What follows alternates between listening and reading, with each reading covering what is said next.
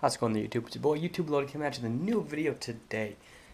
Today's video is going to be a little discussion on Aero Previsions customer service based on my experience with them. So as you all should know if you watch my videos, is that I bought a Aero Precision Gen 2 strip blower.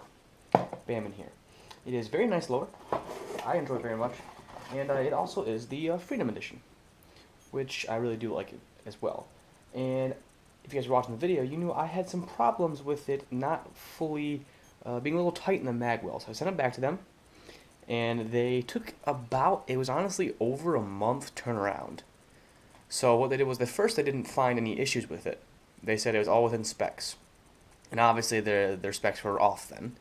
So I sent them a link to my YouTube video where I showed exactly what the problem was, where the Gen 3 PMAs were not falling free, and they decided that they were going to completely take the finish off and then re-anodize it, which is why it took so long, because I had to send it back to the anodizer. Now, it does look very nice. The funny thing is, when they did that, they actually removed all the dings I did, because they completely re-anodized it. And it looks honestly pretty nice, but what I'm a little upset about is, if you see into the, I don't know how well you can see that, but where the lettering is for Aero Precision, it's actually not completely coated in anodizing. You can see the bare aluminum underneath there. So I think they probably did is they did it like they didn't fully anodize it, just do the light coat because they wanted to overdo it again, and they didn't get enough on there. Same with the pictogram right here, the bullet, you can see the bare aluminum. I mean, whatever, I don't really care too much. I'm going to use it, it's not for the looks, but that could kind of suck. And another thing is, I'm sure you can probably tell, they disassembled it completely and did not reassemble it when they sent it back to me. I sent them a complete lower, they sent me back just the parts.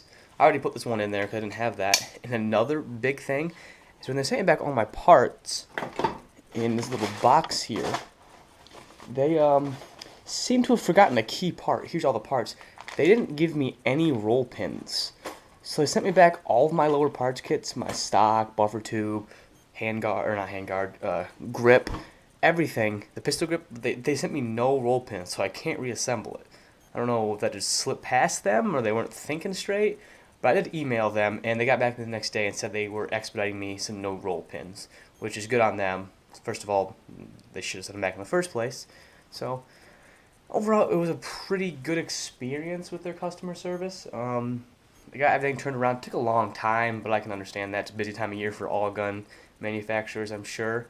A little upset that they sent me back just in parts instead of reassembling it. I feel like if you're going to go through the work of disassembling, you might as well reassemble it back to me, but, I mean, hey, more practice for me, as you can see. I have everything in there, everything I'm supposed to have. Nothing looks damaged or anything.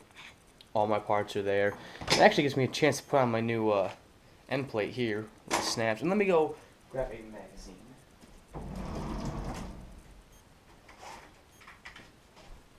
So here we have a Gen 3P mag.